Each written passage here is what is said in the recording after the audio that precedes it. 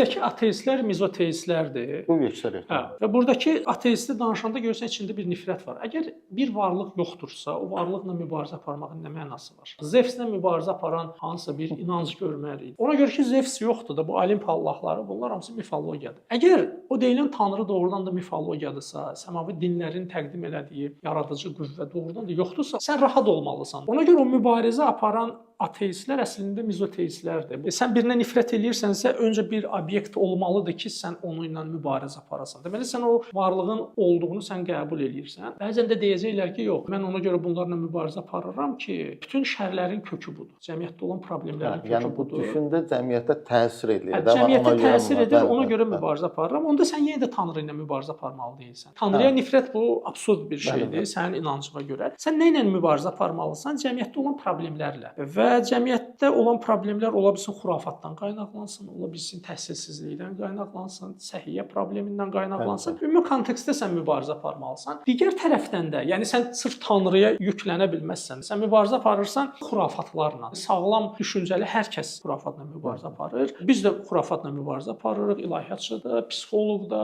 filosof da xurafatla. Hədəf Tanrı olmamalıdır da. Yenə də Tanrı deyil də. Yaxşı sən desən ki, Tanrını da mən o xurafatdan görürəm və bu da ideologiyaya təsir edir və cəmiyyətin problemlərini də onda görürəm. Burada da yenə də yanlışsan, ona görə ki, cəmiyyətdə hansı problemin kökü din və Tanrı oldu. Məsələn, bunu deyən adam deyir ki, Qərbdə inkişaf ona görədir ki, orada din və Tanrı mövzusu qalıb çoxdan kənarda, ona görə bunlar inkişaf eləyirlər. Karyeramın qabağını da alır, bütün problemlərimin kökü dindir. Yaxşı, sən özün dinsizsən və Tanrını qəbul etmirsən, nə qədər inkişaf edəmsən? Heç nə. Yaxşı, inanclı bir insanın problemi dindirsə, səndə o buxov yoxdur. Nəyə görə yerində sayırsan və ortaya qoyduğun bir şey də yoxdur. Tarixdə də və günümüzdə də çoxlu inanclı insanları görürük. İstər müsəlman olsun, xristian olsun, yəhudi olsun, fərq eləmir. Bunlar psixologiya, psixiatriya, səhiyyə, fəlsəfə sahəsində, təcrübə elm sahəsində ciddi iş ortaya qoyublar və bunlar da inanclı insanlardır. Bir çox təcrübə elmlərin kökündə dini motivasiya durur və onlar da ya keşişlər olub, ya